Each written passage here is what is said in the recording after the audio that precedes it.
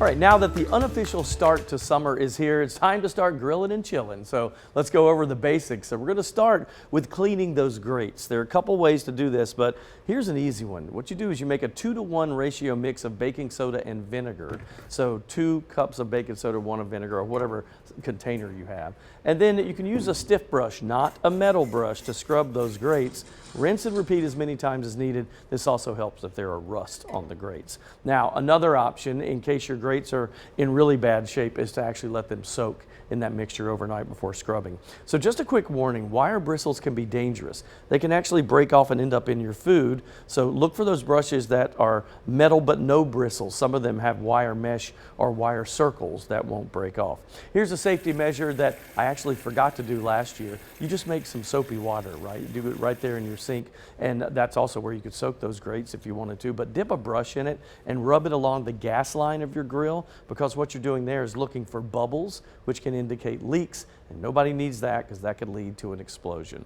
Now, here's something to do every time you turn your grill on. You crank it up, you let it heat up for about 15 to 30 minutes, and that can get rid of some of those, believe it or not, pests that can be in there. Another safety thing is what you're looking at right now, that grease pan. Some people don't even know grills have this. Check that at least every couple of weeks, depending on how often you use your grill. And finally, after you cook, here's a simple way to clean things. Of course, use that metal brush, again, so that you don't have bristles on it, to get most of the larger pieces off of the grill. But take a look at this. I heard this once and it actually works. You slice a lemon in half and then rub it on the grill while it's still warm.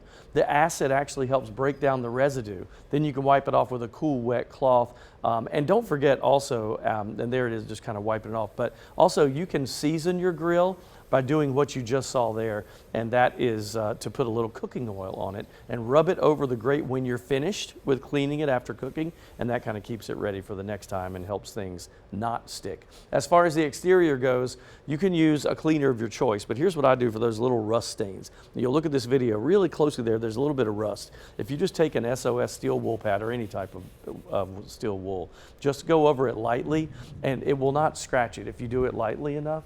And then it takes that rust stain right away. And that is actually my grill that I did today. Yeah, that was a great video, by the way. For this story. Yeah. But you see that little tiny piece of rust, and when you do it, it just gets rid of it, and then make sure you wipe it with a wet cloth. Wow. And then one last thing, I keep talking about don't use metal brushes on your grill. Yeah. So people say, what do I use? The ones we talked about that have rings of metal, and that way they won't splinter. But this is one, I don't have to tell you the name brand because I just bought this, but this is one that, which camera are we on? Right there. That is, it's mesh, metal mesh, but it's spongy in there. So you let it soak in cold water, and then you use the hard edge to get most of the stuff off. But when you brush it on the grill, the water actually becomes steam, and you're steam cleaning the grates as you're cleaning, and so you get it cleaner. I haven't used it yet, but I've seen video. It gets it really clean. I also like what you said about the bristle kind, and that the little pieces of it, if you're not careful, can get into your food, and you won't have this type of problem with this because there's no little bristles that could fall off. I didn't ever think of that. Well, I don't ever use the grill personally, but that's just something you don't think of. And the one that you saw me use was almost like a hard rubber, so you can't use that when it's really hot. Okay. But it still does a good job with it. But even those, I think the metal mesh and the metal circles are the best. But those bristles things, if they get in your body and your system, can do major damage. You guys, I ate a burger one time that had the metal bristle. They cleaned it, and it like stabbed my gums. I am a huge advocate against it because I'm like, I just am not a big fan. Very true. Yeah, sorry that happened. We're coming back. Okay, I'll clean the tape. We survived.